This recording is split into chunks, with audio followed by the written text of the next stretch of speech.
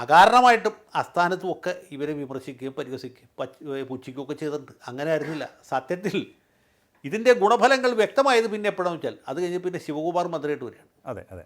അദ്ദേഹം അത് ഏതാണ്ട് ഈ കാട്ടാനെ കരിമ്പും കാട്ടി കയറിയ പോലെ ആക്കി. അത് പുള്ളിയുടെ കുറ്റമല്ല, നേരത്തെ പറഞ്ഞ പോലെ ഈ പെരുന്നയിൽ നിന്നാണ് പുള്ളിയെ നിയമിച്ചത്. ഓക്കെ. പുള്ളിയുടെ അപ്പോയിൻമെൻറ്റ് അതോറിറ്റി എന്ന് പറയുന്നത് പെരുന്നയാണ്. അന്ന് ഈ നായർ സമുദായത്തിൽ നിന്ന് ഒരു മന്ത്രിക്കേ പിന്നെ സ്കോപ്പുള്ളൂ. അതായത്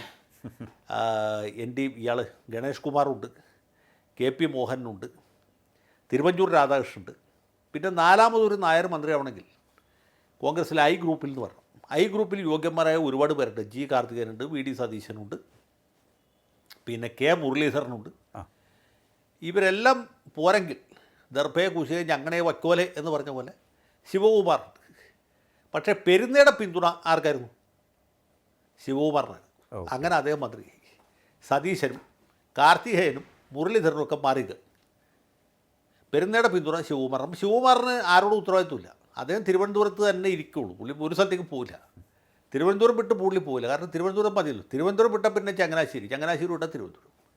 അപ്പോൾ ചങ്ങനാശ്ശേരിയിൽ നിന്നുള്ള തിട്ടൂരങ്ങളും ഉത്തരവുകളും അനുസരിച്ചിട്ടാണ് പുള്ളി ഭരിച്ചത്. പുള്ളിക്ക് വേറെ താല്പര്യമൊന്നും ഉണ്ടായിരുന്നില്ല. വേറെ താല്പര്യം മീൻസ് നന്നാവണം എന്നുള്ള താല്പര്യമൊന്നും ഉണ്ടായിരുന്നില്ല.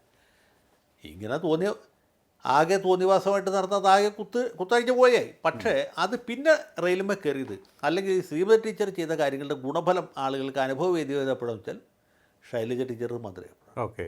ക്രെഡിറ്റ് ആർക്ക് കിട്ടി? ശൈലജ ടീച്ചർക്ക് കിട്ടി. പിന്നെ ഒരു കാര്യമുണ്ട്, ശ്രീമതി ടീച്ചറെ അപേക്ഷിച്ച് ശ്രീമതി ടീച്ചറെ പോലെ അല്ലല്ലോ. ശൈലജ ടീച്ചറെ കണ്ടാൽ ഒരു ലുക്കുണ്ട്. ലുക്ക് മീൻസ് ഒരു സീരിയസ് ലുക്കാണ്. അവർ പറയുന്നത് ചതുരവടിവിലെ സംസാരിക്കും. ഇവർ പറയുന്നത് ചിലപ്പോൾ മണ്ടത്തിലൊരിക്കെങ്കിലും കേൾക്കുന്നവർക്ക് ഇവർ പറഞ്ഞത് ശരിയാണെന്ന് തോന്നും. ഒരു ഫിസിക്സ് ടീച്ചറായിരുന്നു. അപ്പോൾ അതിൻ്റെ ഒരു ഗൗരവവും അതിൻ്റെ ഒരു കനവും അവരെ കണ്ടാൽ തോന്നും.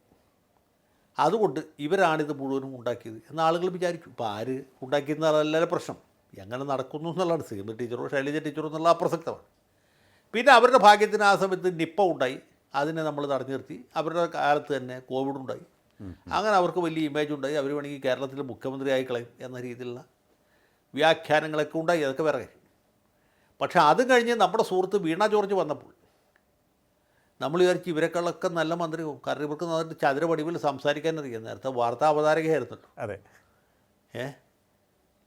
പിന്നെ പോളിഷ്ഡായിട്ട് സംസാരിക്കാനും പെരുമാറാനും ഒക്കെ അറിയാം.